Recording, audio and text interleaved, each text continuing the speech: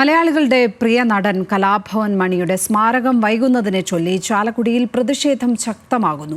മണിയുടെ സുഹൃത്തുക്കളുടെയും ജനപ്രതിനിധികളുടെയും നേതൃത്വത്തിലാണ് പ്രതിഷേധം തുടരുന്നത്.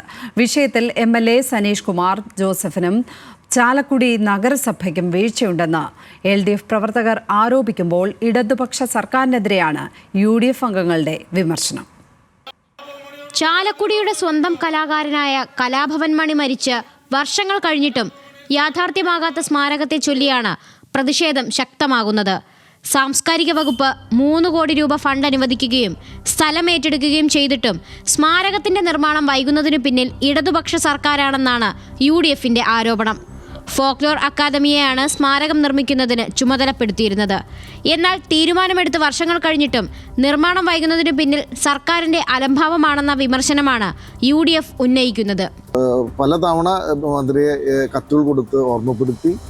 പക്ഷേ 2024 അദ്ദേഹം എനിക്ക് നിയമസഭയിൽ നൽകിയ മറുപടി 2024 ഡിസംബർ മാസത്തിൽ ഇതിൻ്റെ നിർമ്മാണം ആരംഭിക്കും, അതിന് തുടക്കം കുറിക്കാനായിട്ട് കഴിയും എന്നാണ് അറിയിച്ചത്. പക്ഷേ ഇതുവരെയും ഇത് ആരംഭിക്കാനായിട്ട് സാധിച്ചിട്ടില്ല.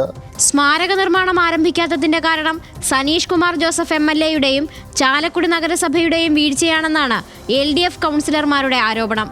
ഇക്കാര്യം ചൂണ്ടിക്കാട്ടി നഗരസഭയ്ക്ക് മുന്നിൽ കുത്തിയിരുന്ന് LDF കൗൺസിലർമാരുടെ നേതൃത്വത്തിലും പ്രതിഷേധം നടന്നിരുന്നു.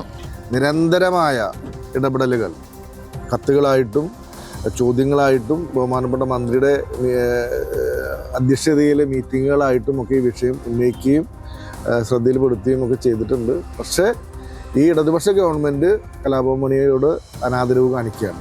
സ്മാരകത്തിന്റെ നിർമ്മാണം ഉടൻ ആരംഭിക്കണമെന്നാവശ്യപ്പെട്ട് മണിയുടെ സുഹൃത്തും സാമൂഹ്യ പ്രവർത്തകരുമായ ജയൻ പട്ടത്ത് നഗരസഭയ്ക്ക് മുന്നിൽ കണ്ണുമൂടിക്കെട്ടി ഒറ്റയാൾ സമരം നടത്തുകയും ചെയ്തു. മാർച്ച് 6-ന് മണിയുടെ 9ാം ചരമവാർഷിക ദിനത്തിലെങ്കിലും സ്മാരകത്തിന്റെ തറക്കല്ലിടണമെന്ന ആവശ്യമാണ് ജയൻ പട്ടത്തും മറ്റ് സുഹൃത്തുക്കളും ഉന്നയിക്കുന്നത്. ന്യൂസ് മലയാളം, തൃശൂർ.